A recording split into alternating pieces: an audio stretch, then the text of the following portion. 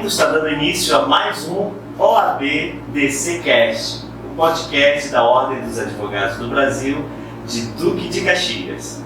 Este projeto ele só é possível graças à excelente iniciativa do presidente desta casa, Dr. Wagner Botelho, juntamente com a doutora Elisângela Zurita, que é a presidente da Comissão de Comunicação. E eu posso dizer que essa parceria faz muito jus ao lema aqui da casa, né? Então, unir e realizar. E por falar em realizar, você pode acompanhar tudo que está sendo produzido, criado, desenvolvido aqui na OAB de Duque de Caxias através dos nossos canais de comunicação, em especial o nosso Instagram, ok? Você pode acompanhar tudo que está sendo feito. Tem muito conteúdo riquíssimo. Passa lá, hein? O nosso canal é o @OABDC_oficial. Vou repetir para você. @OABDC_oficial. Além do Instagram, aqui no YouTube também, onde você pode acompanhar os podcasts. Sem mais delongas, eu quero fazer as nossas apresentações para essa mesa que está repleta de celebridades, de pessoas com conteúdos riquíssimos para ser compartilhados com você. Estou muito contente com o que vai ser debatido hoje. O tema de hoje é a constelação familiar nos conflitos intrapessoais, interpessoais e judiciais. Eu vou repetir para você. Constelação familiar nos conflitos intrapessoais, interpessoais e judiciais.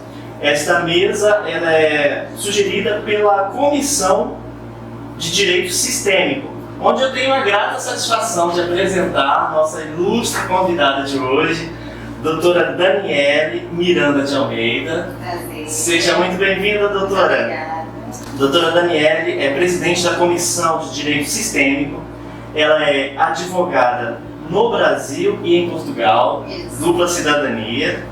Ela é formadora internacional de formadores, não é isso? Exato. É especialista em direito sistêmico, especialista com formação internacional em constelação familiar e sistêmica. Ela é palestrante e mentora. E também ela é fundadora do Instituto Sistêmico Internacional de Desenvolvimento Emocional e Comportamental. Olha, se eu fosse você, eu já passava o link para umas 20 pessoas, porque o conteúdo de hoje é fantástico. Também compondo a mesa, nós temos aqui a grata satisfação de receber a doutora Margarete Souza de Aquino. Ela é vice-presidente da Comissão de Direito Sistêmico, é advogada com formação em Direito de Família. Certo, correto. Seja muito bem-vinda, Obrigada. doutora. Obrigada pela oportunidade. E também a doutora Beatriz Lins de Castro. Bom dia. Seja bem-vinda. Obrigada. A doutora Beatriz é membro da Comissão de Direito Sistêmico e advogada com formação em Direito da Família. Feitas as devidas apresentações, Então, eu acho que para começar, sendo o direito sistêmico uma coisa muito nova, que pouca gente tem conhecimento, eu acho que a principal pergunta que a gente tem que fazer para a nossa presidente é o que seria direito sistêmico e constelação familiar? Sim. É um tema já um pouco polêmico, né? Na verdade, é um direito novo, já bastante aplicado em muitos estados, né, do Brasil, em alguns países também, fora do Brasil. É bem verdade que no Rio a gente ainda está caminhando, né? É mais bem desenvolvido no estado de São Paulo, no Sul também. E no Rio a gente está, né, nessa caminhada, mas eu tenho certeza que vai ser cada vez melhor. Bom, na verdade o direito sistêmico, ele é a aplicação da constelação familiar aos conflitos intrapessoais, interpessoais e judiciais. A constelação familiar, na verdade, ela foi criada pelo alemão Bert Hellinger, que ele faleceu em 2019, era um filósofo, psicanalista, psicoterapeuta, ex-padre e ex-missionário por 16 anos na África, nas tribos Zulus. Ele é o criador da constelação familiar. Na verdade, o nome constelação familiar significa posicionamento familiar. A questão é que, como é um termo alemão, quando ele foi traduzido, ele ficou traduzido como constelação familiar. Mas, na verdade, o que significa é posicionamento familiar. O direito sistêmico, na verdade, o pioneiro do direito sistêmico foi o juiz Sam Storch, que trouxe, na verdade, a aplicação da constelação familiar ao direito. Ele é brasileiro? Ele é brasileiro. E ele foi o pioneiro da aplicação da constelação familiar dentro dos conflitos judiciais. Mas hoje, na verdade, a constelação familiar ela pode ser aplicada em diversas áreas, não só dentro do direito, mas a gente hoje tem a medicina sistêmica, inclusive a constelação familiar já é reconhecida como um tratamento integrativo aos demais tratamentos no SUS. Olha só. O SUS hoje adere à constelação familiar como um tratamento integrativo dos tratamentos. Então, a proposta normais. do Dr. Santos, na verdade, é compreender, né, a origem do conflito ali naquela relação social, seja na família, na sociedade que você participa. Vamos até sair do direito um pouco num grupo escolar, num grupo também se aplica Sim. religioso que você participa, eu compreender ali a origem do problema, não é? Isso. Sim, dentro do sistema, como cada pessoa, como indivíduo, cada um descobrindo a origem dos seus problemas, verificando cada pessoa a questão de como ela se sente em relação àquilo e não um olhar mais judicial, mais rígido, né? Na verdade, a constelação familiar, ela traz à tona a raiz do problema, né? Que por muitas vezes o próprio cliente desconhece a raiz do problema.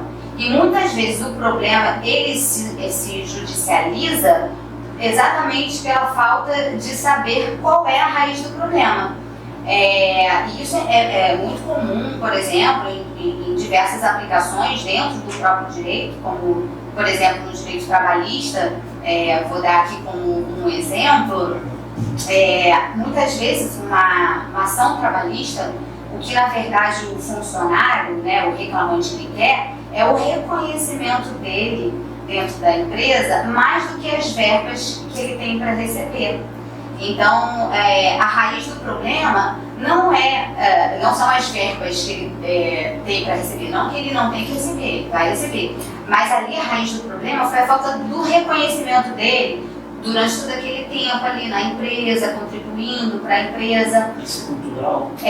Então acaba que a constelação familiar, ela busca ali a raiz do problema, de forma que seja possível pacificar entre as partes, né? É o que eu costumo dizer, porque você judicializar por judicializar, você não traz a pacificação. E você não resolve o conflito. Exato. Isso é muito comum em vara de família, né? Você leva o caso ao juiz, ele faz, digamos, a partilha do bem, a guarda do filho, mas você pode ter certeza que 90% dos casos ela vai se reproduzir em outras ações, porque o litígio, ele continua dentro do pai, da mãe, de cada um.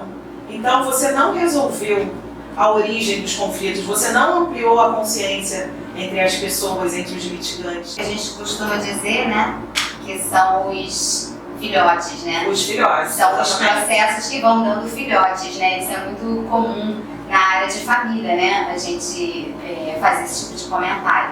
Porque, na verdade, a raiz do problema ela ainda não foi enxergada. E a constelação ela traz exatamente essa visão de uma consciência maior, né? Para que os clientes possam, de fato, perceber qual é a raiz do problema. E dali a gente tentar uma pacificação.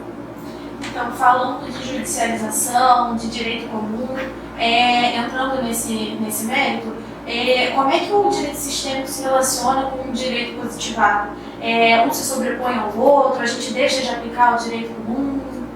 Isso na verdade, é a grande polêmica, né? Quando a gente fala do direito sistêmico.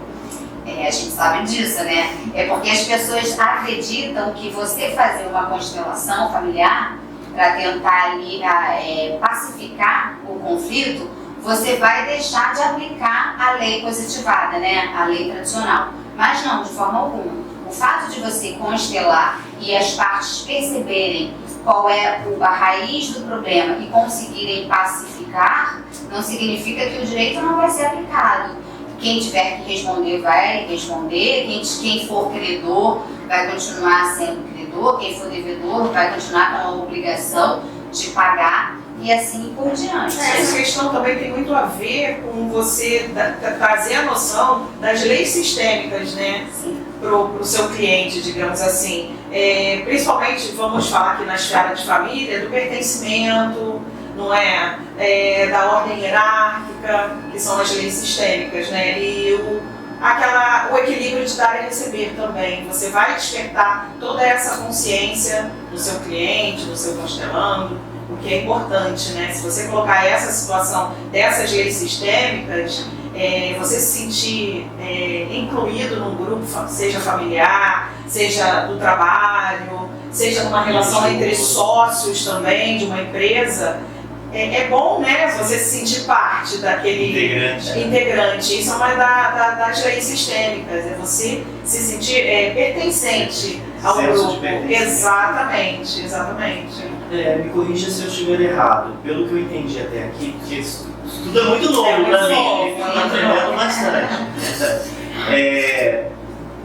Funciona, ou seja, só finaliza quando está bom para todas as partes envolvidas, é isso? Só dá certo quando todo mundo está de acordo, quando a lei é aplicada corretamente e todos são atendidos, é isso? Na verdade, assim, a constelação familiar, eu costumo até falar, a gente fala sempre isso, mais do que a teoria, o importante é você vivenciar a constelação familiar. Porque, na verdade, o que a constelação familiar faz, quando ninguém é obrigado, nenhuma das partes é obrigada a aceitar a constelação familiar. Isso é uma situação que pode ser colocada tanto pelo magistrado quanto pelo próprio advogado, quando o cliente chega, né, com a demanda no escritório dele. Se as partes tiverem o interesse de constelar, elas são muito bem-vindas a constelar. Nesse caso, a constelação, quando ela é feita, é claro que não precisam também todas as partes. Pode ser apenas uma das partes. Mas quando você constela e você traz a raiz do problema, você cria uma consciência maior. Então você consegue uma pacificação melhor. Porque a pessoa consegue perceber do que realmente se trata. A gente fala, por exemplo, porque na verdade o direito sistêmico ele é baseado nas 3 leis sistêmicas, né? Que chamam leis sistêmicas para o direito sistêmico. E para a constelação familiar, a gente chama que são as leis do amor, né? E são 3 delas, as 3 leis sistêmicas, que é o pertencimento, a hierarquia, o respeito à hierarquia, né? Quem precede, quem chega primeiro, assim como o pai, os avós, né? Os filhos têm esse grau de hierarquia. Os sócios, né? Vamos colocar no direito empresarial, né? Exatamente, que precisam ser respeitados. E a questão do equilíbrio entre dar e tomar, dar e receber. A questão do pertencimento é bem interessante a gente abordar. Na verdade, assim, nós pertencemos a diversos sistemas, né? Nosso primeiro sistema e mais importante é o sistema familiar, que é de onde nós nascemos, nossos pais, a nossa origem, a nossa história. E depois, no decorrer, a gente vai pertencendo a outros sistemas, como o sistema organizacional, nas empresas onde a gente trabalha, onde a gente trabalhou, também no sistema social, que são os amigos com quem a gente interage, né, com quem a gente socializa. Aí tem também a questão do sistema religioso ou cultural, né, a qual você pertence. Mas o primeiro e principal sistema do qual nós participamos é o sistema familiar.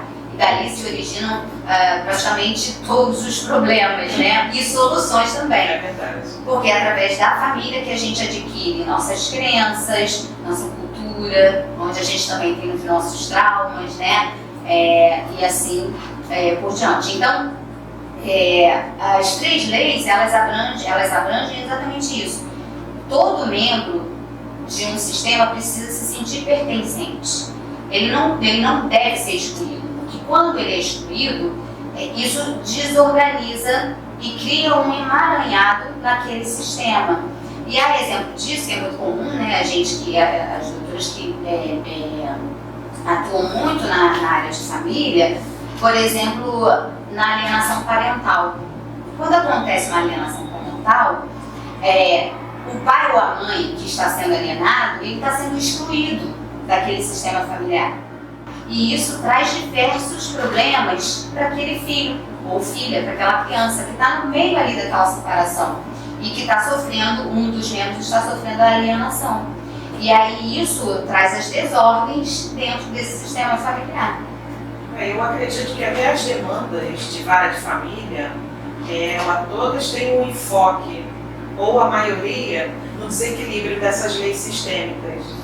Tanto numa ação em que aparentemente você pede alimentos ao pai, o objetivo imediato é o alimento, né? Mas será que não tem também uma questão dele não se sentir pertencido a esse pai, à família do pai, um abandono... Ser reconhecido, exatamente, né? Um abandono moral, entendeu? Numa ação de divórcio.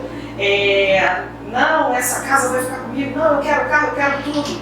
Será que isso aí também não está o desequilíbrio entre o dar e o receber? De repente uma pessoa que se dedicou tanto ao casamento e ela está se sentindo... recebendo muito menos do que ela merecia. Então eu arrisco em dizer que a maioria dos conflitos de vara de família tem um desequilíbrio dessas leis sistêmicas. Com certeza. Isso é chamado leis do amor. Leis do amor, Ter o feeling, a sensibilidade. Exatamente. Exatamente. É bem profundo. Que bom que o Walter conseguiu absorver, né? O que a gente quer realmente transmitir. Nossa, mas é tão rico. Desculpa me cortar, doutora, porque eu estou sendo impactado aqui com essas informações. Existe uma necessidade urgente de dar voz a isso. Sim. De trazer uma mudança de conceito, de inovar, de...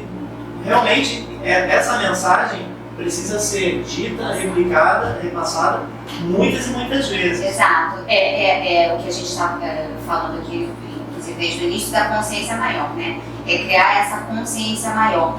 E aí, dando continuidade à questão das leis sistêmicas, a segunda, por exemplo, que é o grau de hierarquia, né? E aí, a gente trazendo isso à tona para o direito, a gente pode dar o exemplo, que eu já tinha falado inicialmente, de uma demanda trabalhista, por exemplo. Num sistema organizacional, empresarial, chega um funcionário novo, por exemplo, e existe aquele funcionário bem antigo, que dedicou todo o tempo, a vida dele àquela empresa, em prol daquela empresa. Certo. E aí chega esse novo funcionário e é dado a ele um cargo, por exemplo, que aquele funcionário antigo almejava por muitos anos atrás. Então, o caos estava lá. Aí, porque aquele precedia ao que chegou. Então há desordem, né, a questão do respeito à hierarquia, né, de quem chegou primeiro e quem chegou depois. E é por isso que quando a gente fala de constelação, a gente fala da raiz do problema. Porque muito provavelmente um funcionário desse, quando ele for buscar uma demanda judicial trabalhista, ele vai querer pedir tudo e mais um pouco do que ele acha que ele tem direito. Mas porque o problema principal dele foi a falta de reconhecimento na questão dele hierárquica. Certo. Entendeu?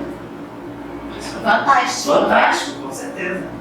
E aí a gente entra para a terceira lei, que é o equilíbrio entre dar e tomar. E isso é muito comum, como a doutora Margarete aqui colocou, a gente vê isso instaurado nos divórcios, por exemplo.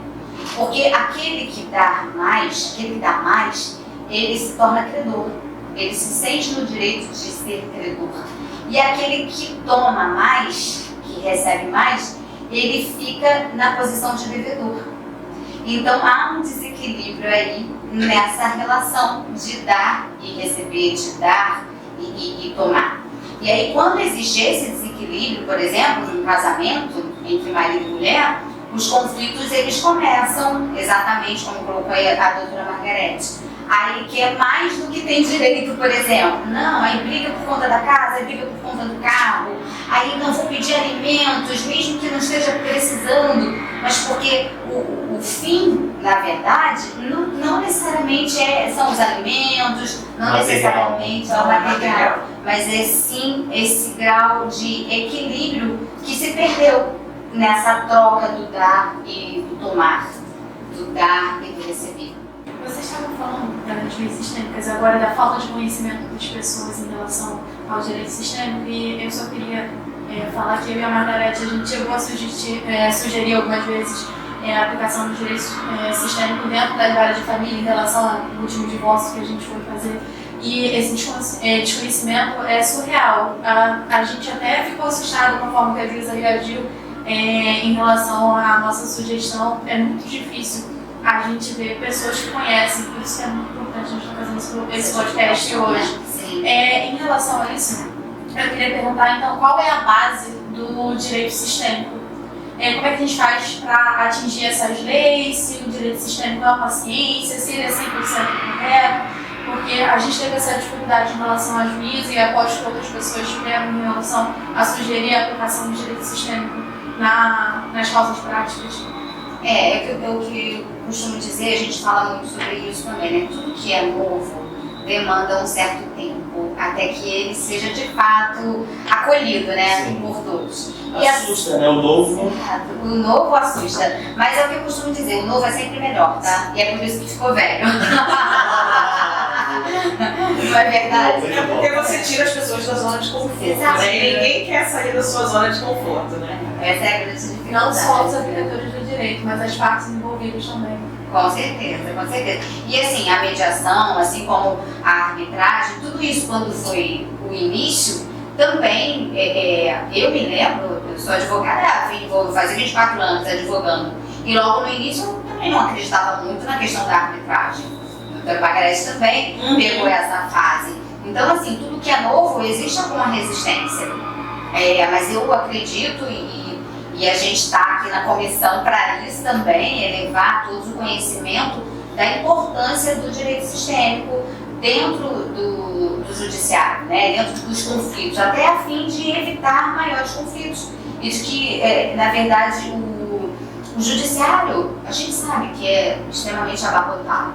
E quando a gente consegue uma composição, mas uma verdadeira composição entre as partes, através dessa consciência sistêmica, a gente tem diversos processos que são finalizados, sem que precise, por exemplo, de uma sentença de uma terceira pessoa. É o que eu costumo dizer, ninguém melhor do que as próprias partes para saberem qual é a melhor solução. Exatamente. E, no entanto, quando você judicializa, é uma terceira pessoa que dá a solução, que é o juiz. Não que ele não tenha habilidade, né, e expertise para fazer, mas eu sempre digo isso, 100%, essa é a minha opinião, 100% dos processos, quando tem uma sentença judicial, uma das partes se sente injustiçada. Doutora, aproveitando esse gancho, vou deixar aqui bem claro, né, para as pessoas que estão assistindo, o que é um advogado sistêmico? Eu preciso me especializar? Tem certificação, agora eu quero constelar os meus clientes antes de levar para o judiciário. Vamos deixar claro, doutora, o que é um advogado sistêmico? Isso é muito importante, esse tema, né, que a gente aborda muito isso. O grande problema é que as pessoas pensam que qualquer um pode simplesmente constelar, né? E não é assim que funciona. Na verdade, um advogado, para ele constelar um cliente, constelar um caso, ele precisa ter uma formação. Então, ele precisa buscar algum curso para que ele possa se especializar, se formar, né, ter o conhecimento do que é o direito sistêmico, para que ele tenha a expertise e a formação para aplicar. Agora, é claro que eu costumo sempre dizer isso, não significa que o advogado ele já não possa começar a abrir a mente dele para um olhar sistêmico. Porque o que é muito comum é que o advogado, quando ele chega numa demanda, ele chega já no papel de julgador e não de observador. E quando ele tem essa visão sistêmica, ele passa a figurar com mais empatia para a demanda em si, ao invés de absorver para ele como se o problema do cliente fosse o problema dele, que a gente costuma dizer dos salvadores de plantão, né? E não falta advogado que é salvador de plantão, né? Que pensa que é salvador do cliente. Na verdade, muitas vezes ele está até atrapalhando. Ele consegue, em muitos casos, a gente tem a prova disso, né? Eu e a doutora Margarete, por exemplo, já tivemos alguns casos em que nós queríamos o acordo, os nossos clientes também queriam o acordo, a parte contrária queria, mas o advogado da parte contrária não queria. Então não foi possível conciliar, fazer o acordo, porque o advogado da parte contrária não queria. Exatamente, a terceira pessoa do exemplo anterior. Exatamente. E que na verdade ele não é parte. Então ele está ali como julgador, na verdade, né? Enquanto ele deveria estar ali como observador, com uma consciência sistêmica e com um olhar empático para a demanda. Então, a aplicação do direito sistêmico entre os advogados, claro que é preciso que ele tenha uma formação para praticar a constelação, mas ele pode, a partir de todos esses conhecimentos, né, que a gente está aqui mostrando, dando e buscando também em livros, ele pode começar a ter uma consciência sistêmica nas demandas que ele fizer parte e entender que ele não é parte, a parte é o cliente. Eu gostaria de retomar ao advogado atuando dentro do direito sistêmico, porque você tinha falado que não são todas as pessoas que podem constelar, precisa de uma formação. Eu queria saber em quais áreas o advogado pode atuar dentro do direito sistêmico. Você já falou de família, trabalho, empresarial. Eu queria saber se tem mais áreas de atuação e como isso é possível. Sim, então, na verdade, a constelação familiar, o direito sistêmico, né, ele pode ser aplicado em qualquer área do direito, seja empresarial, seja penal, seja trabalhista, seja família, seja contratual, inventários, enfim, qualquer área do direito, o direito sistêmico ele pode ser aplicado. Como a doutora aí colocou, muitas pessoas, nos colocamos inclusive no dia da audiência, mas como a gente está num assunto, né, que é muito novo, a gente vai ter, as pessoas criam resistências quanto a isso. E é claro que como ainda é necessário formações profissionais, né, que criem a formação em constelador familiar, para que eles possam atuar. Agora, o que eu vejo assim, de médio a longo prazo, por exemplo, se o juiz, que já tem muitos juízes que têm formação, né, em constelador eu ia pedir até para destacar que no Brasil ele já é utilizado. Já é utilizado, sim, claro isso, né? Sim, já é utilizado em vários estados do Brasil. E existem juízes já com formação em constelação familiar, né, no direito sistêmico. Então, eles podem aplicar no tribunal de onde eles estão ali atuando. Assim como o advogado, por exemplo, ainda que, vamos supor, tem uma demanda, mas eu não tenho formação em constelação familiar, por exemplo. E a doutora Margarete tem a formação em constelação familiar. Ela pode oferecer a possibilidade desses clientes aderirem a uma constelação familiar. E se as partes aceitarem, a constelação familiar é feita, mas por alguém que tenha o conhecimento, tenha a formação em constelação familiar. Então, é o que a gente costuma dizer, até o juiz Sami Storch, ele fala muito isso nas palestras onde ele dá, porque o judiciário é composto juiz, promotor, advogados, né, defensores e as partes. Então, se hoje já tem vários juízes que estão se especializando, né, criando a formação no direito sistêmico, os advogados também precisam começar a correr atrás disso, a fazer isso. Porque, por exemplo, se a gente tem um advogado que tem a formação, né, do doutor Beatriz, no direito sistêmico, ele pode propor, quando, por exemplo, chega um cliente no escritório dele, às vezes até chega vamos supor que seja um divórcio, chega o marido e a esposa também, né, que vão ali se separar. E o advogado propor, né, que seja aplicada a constelação familiar ali para aquele casal. É importante também a gente colocar, doutora, que isso também não reflete no recebimento de honorários, né? O fato de eu não judicializar uma demanda, eu como advogado, eu não vou deixar de ganhar meus honorários, que é o que a gente sobrevive ao advogado. Pelo contrário, você vai até ter o retorno, porque é um processo judicial de divórcio litigioso. Sim. Ele demora anos, ao passo que se você receber seus honorários e optar pela constelação inicialmente, o conflito ali ele pode se dissolver e você resolver. Então não reflete no recebimento dos seus honorários. Você vai captar seu cliente, você vai assinar o contrato E no seu contrato você pode colocar que é uma forma de você evitar um conflito maior, mas preservando o recebimento dos seus honorários. Exatamente, porque isso também é muito colocado, né? O advogado pode pensar, mas aí eu vou fazer a formação em constelação e aí eu vou deixar de ter processo, eu vou deixar de ter o cliente. Não, de forma alguma.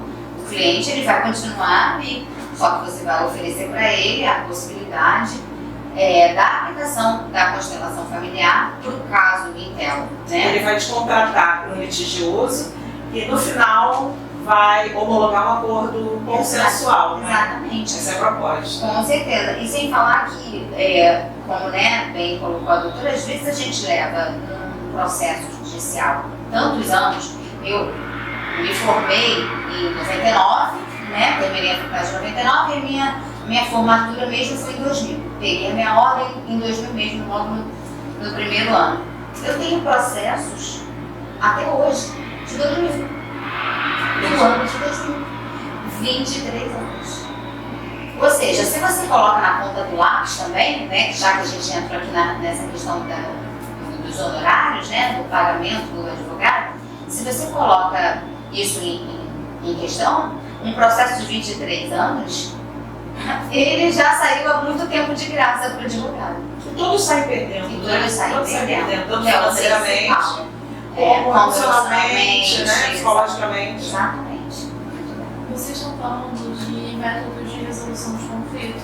Então, acho que a principal dúvida que fica é a diferença do direito sistêmico com a mediação, a conciliação e a arbitragem. Sim, isso é bem importante, essa colocação. A doutora Beatriz sempre faz bastante questão, de buscar elucidar, isso é ótimo, porque é o que as pessoas têm. Eu já vi isso não é novo. Isso não é novo. Na verdade, não, são coisas completamente distintas. Na verdade, tanto a mediação quanto a conciliação, ela é possível em processos já judicializados. Tá? A conciliação, geralmente, ela é mais voltada para a questão em si do acordo, para a questão processual. O que vai ser acordado, quem vai pagar o quê, enfim. Ali é feita essa composição. Já a mediação, ela é mais voltada, claro que também em processos já judicializados, claro que também para tentar ali remediar o conflito, mas a intenção da mediação é mais a aproximação mesmo do conflito das partes, para que as partes possam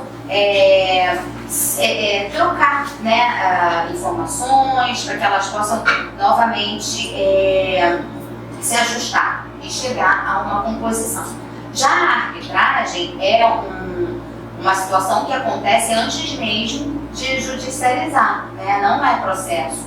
As partes resolvem, por exemplo, um contrato, incluir ali a questão da arbitragem. Então, se alguma coisa acontece fora ali do que está contratualmente ajustado, eles optaram pela arbitragem. Então, naquela questão ali, o árbitro ele vai atuar como um juiz para decidir a situação ali contratual, mas é fora da esfera judicial, a arbitragem. É claro que o que ficou ali, digamos, solucionado, a título executivo na decisão arbitral, aí sim, esse título ele pode ser executível, ele pode ir para o judiciário, mas a arbitragem em si é fora do judiciário. E a constelação familiar, como a gente vem aqui falando todo o tempo, o direito sistêmico, ele na verdade, ele traz à tona a raiz do problema, que muitas vezes é desconhecida pelas partes.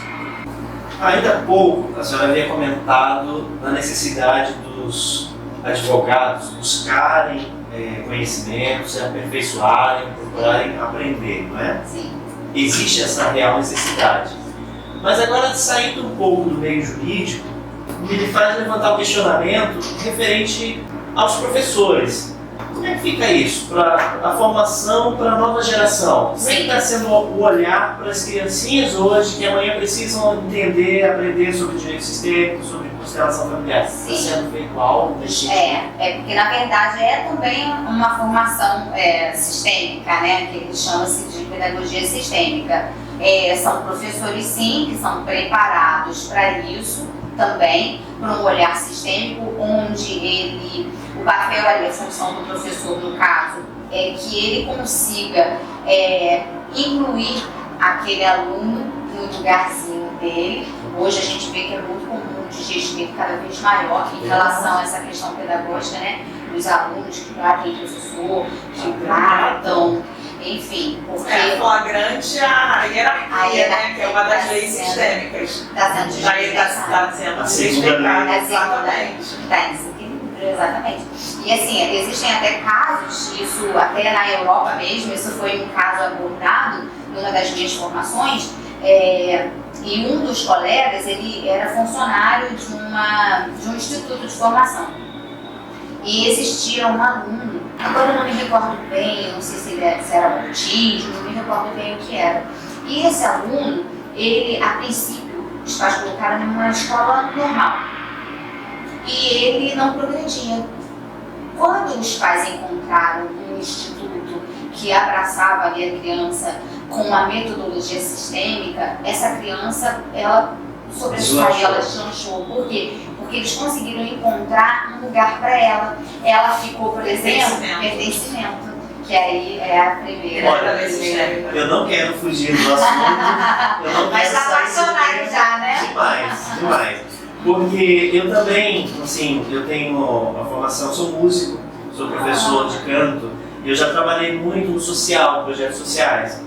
Morei muito tempo em São Paulo, e aí desenvolvendo uma atividade, eu passei por essa experiência que a doutora acabou de citar, exatamente assim. Era uma criança, nessa cidade existia até muitos moradores que eram parentes de presos, porque existiam presídios, então as pessoas estavam lá. Eu trabalhando no projeto social, muitos dos meus alunos que iam estudar música eram filhos de presos. Sim. E teve um caso de uma criança, ele tinha 7 anos, menininho, mas ele parecia que tinha uns 4 ou 5, desnutrido. E aí o que acontece? Tudo que ele ouvia em casa, tudo que ele recebia devido ao desequilíbrio familiar, ele levava para o projeto social.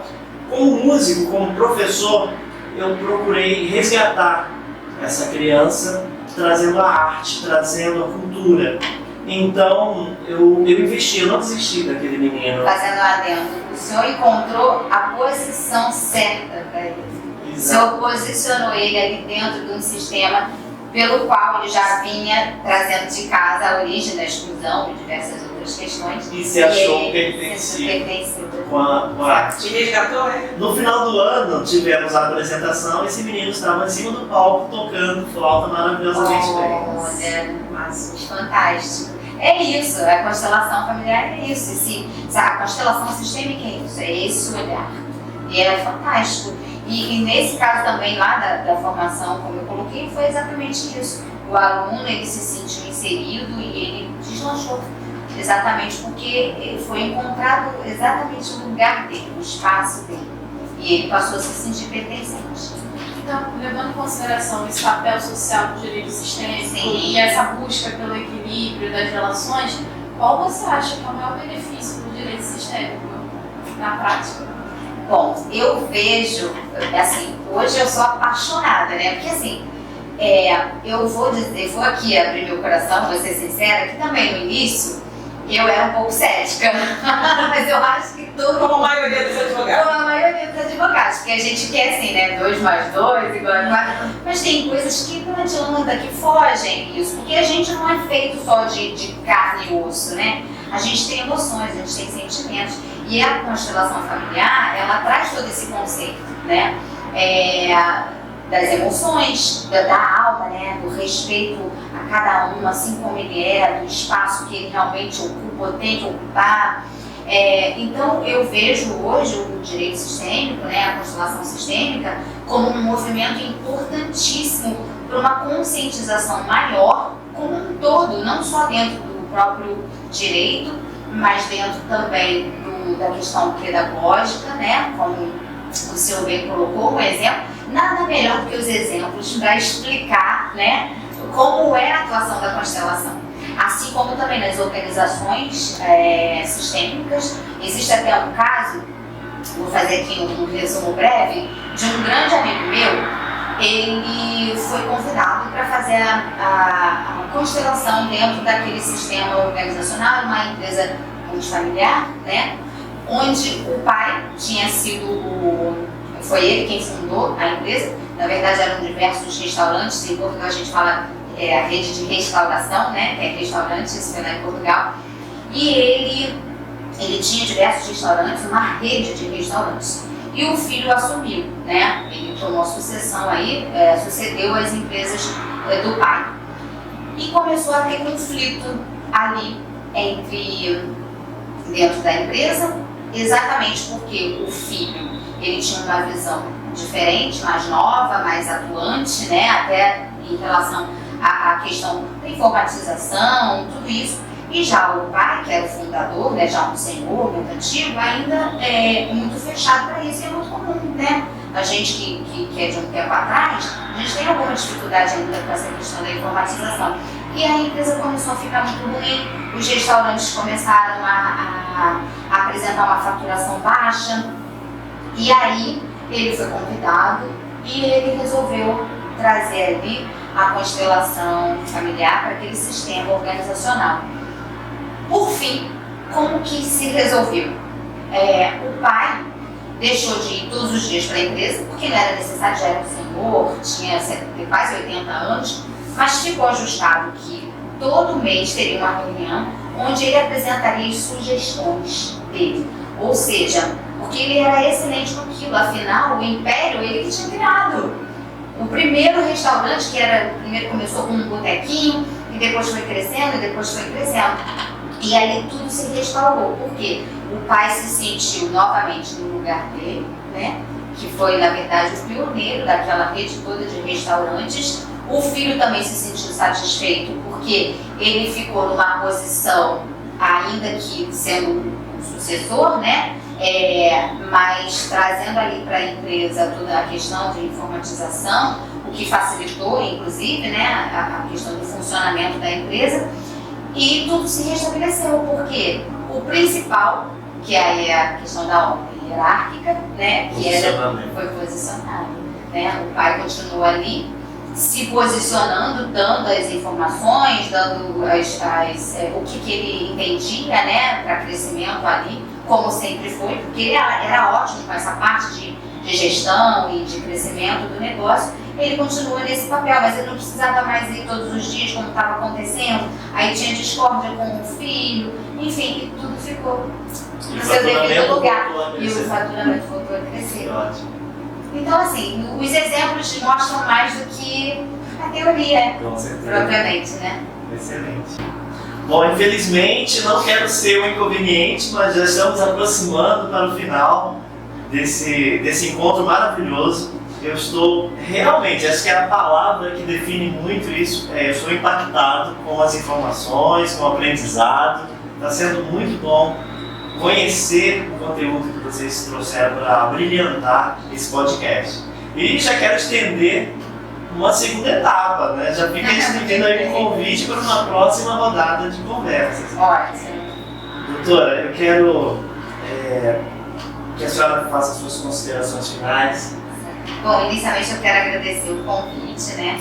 A oportunidade de estar aqui na Ordem dos Advogados e trazer essas informações, né? E toda essa ampliação do direito sistêmico, acreditando que isso aqui é a melhor forma que a gente tem realmente para divulgar esse tipo de prática, né, do direito.